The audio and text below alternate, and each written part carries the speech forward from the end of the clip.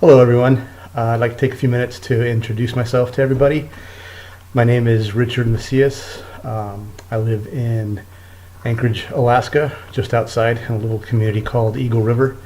I've been married to my wife for going on 28 years now. We have 3 kids. 2 are adults and out on their own. My third, our youngest, he's 16 and still in high school, going through his terrible teens, if you will. So I was born and raised in El Paso, Texas. Spent 23 years there. I got hired in law enforcement profession and left El Paso and moved to southern Arizona, and we lived there for 21 years. 2 of my older kids, my oldest son and my daughter, went into the military a couple of years apart, and lo and behold, they both ended up getting stationed in Alaska. So that's what got us coming up here and visiting Alaska. Fell in love with it. A couple of years later, after we visited several times, told the wife, why don't we see about moving up there? So I was eligible for retirement.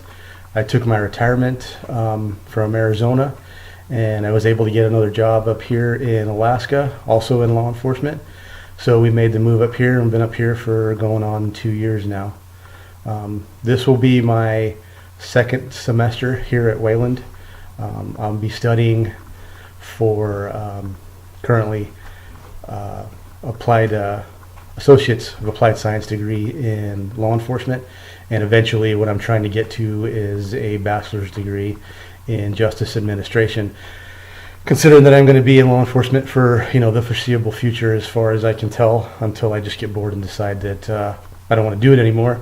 I figure the degree will help me continue on, and maybe this time around move up, do some promoting, kind of see maybe a different aspect of law enforcement.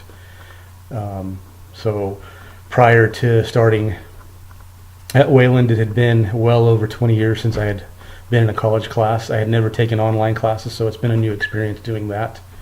I've enjoyed it. Other than the math class that I had to take, I hadn't taken math in a very long time, and it was interesting trying to have my 16-year-old teach me college algebra. So that was an experience for me, and it was eye-opening, and I'm glad I did it, because you got to keep learning.